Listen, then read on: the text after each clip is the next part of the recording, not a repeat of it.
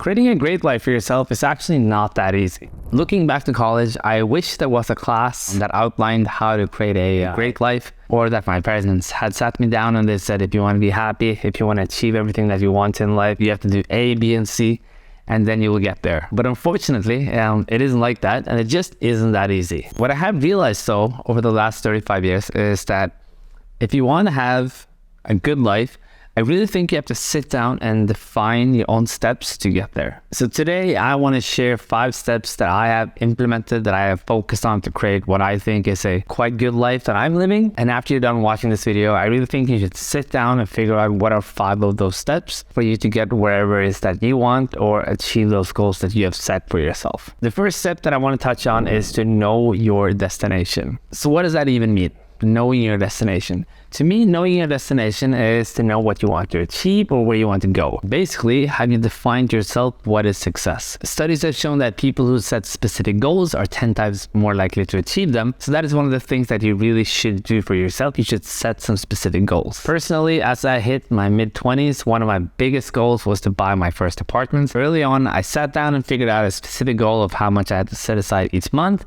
and slowly but surely, I did get there in the end. It took a while, but I think the good thing is that it was measurable and it was very specific. So I knew that it was just a matter of time before I would get there. And I think that's one of the key elements for you to be able to achieve your goal, is that it needs to be specific, attainable, and measurable, and you need to have a clear plan of what you want to do. And looking back, I think if I hadn't spent that time to outline what I was thinking, I do think it would have been a lot harder to get there, because it's not easy to save up money for an apartment on your own. But of course, it was a big destination for me. It was a big goal, buying that first apartment. The second point I want to point out is to celebrate your journey. Celebrating small steps along the way just makes it a lot more fun. You'll feel more positive about the progress that you're making, and it's just a lot easier to stay motivated because it's not just a continuous hustle and grind. And personally, I think this is something that I had to learn, because I've never been a big fan of celebrations like birthdays and those kind of things. But instead, I've tried to identify some small wins, like if I've been doing very well at the gym and sticking to my foods and eating clean,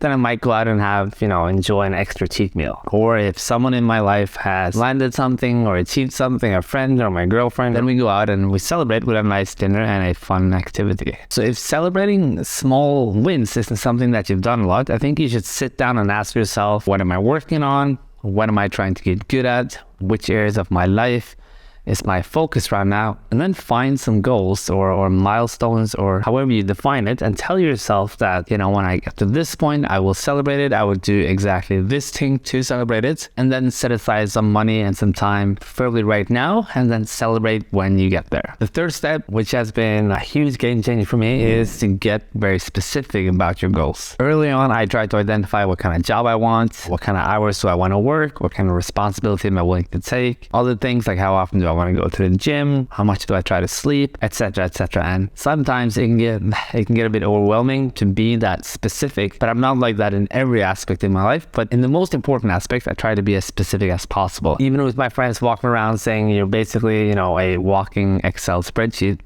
it really has helped me to figure out what are the big things in my life and be specific and break it down so that I make sure that I achieve as many of those goals that I've set myself. So take those goals and break them down into smaller, more manageable tasks. And then if you want to, you can write them down to make them even more actionable, and you increase your likelihood a lot of achieving them. If you think you're getting too detailed, then maybe stop there, go back and say this is detailed enough. But from there, you should really focus on execution. But at least then you've made it a lot more specific and started to break it down, so it's easier to get going. For example, running a marathon has been a long time goal for me, and I don't love the thought of running a marathon, but if I were to do it, I would first research a training program, buy some proper running shoes, and then make sure I'd run a certain distance every day. The alternative would be just to show up on the day of the marathon and do my best, but I would of course get a lot more confident and better if I broke down the larger goal of running a marathon into specific smaller goals. My favorite step, number 4, is to take action and create habits. No matter what you want to do, you have to start doing it and repeat it until it becomes a habit. And I've read that it can take up to 66 days on average to form a new habit. So yes, creating a habit does take time, but you will notice a lot sooner than 66 6 days that, a habit is starting to form, and then get the benefits from that.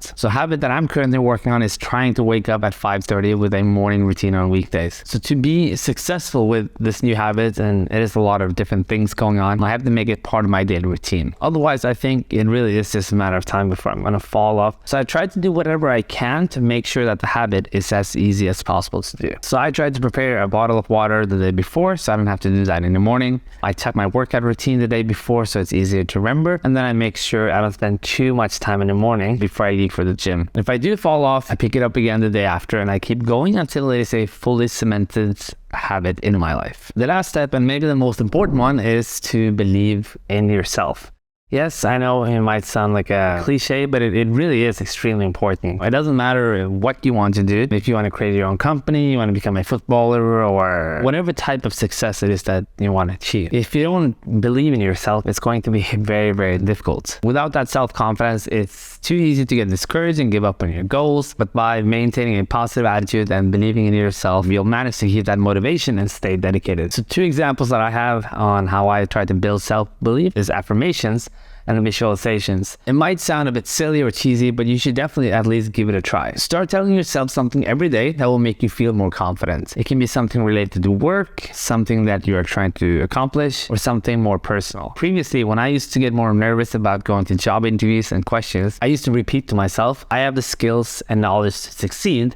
Otherwise, I wouldn't be here. And like I said, it might feel a little bit weird, but it really helps to internalize that belief in yourself. And honestly, who is better than yourself to build yourself up? Visualization is also something that I think is very powerful, and I should probably try to do this more myself, but I have started to try and visualize where I will be in 1 month or 6 months or maybe 1 or 5 years ahead. I also think this can feel a bit weird, maybe not as weird as the affirmations, talking to yourself in the mirror, but I do think that over time, I've started to learn to enjoy it, and I will just try to keep working on it. So in conclusion, these are the steps that I want to share with you that I believe will help you create a better and a great life for yourself. Maybe they can inspire you, maybe you can steal 1 or 2 that you want to do, or maybe you can share some with me. Either way, I think you should define some steps of your own. Even if it's just 1, it is a great start to get the ball rolling. If you don't know yet or don't have any, then don't worry about that. Just the fact that you're starting to think about it is creating awareness, and that is a big step in the right direction. Thank you for watching. Subscribe if you haven't already, and I'll see you in the next video.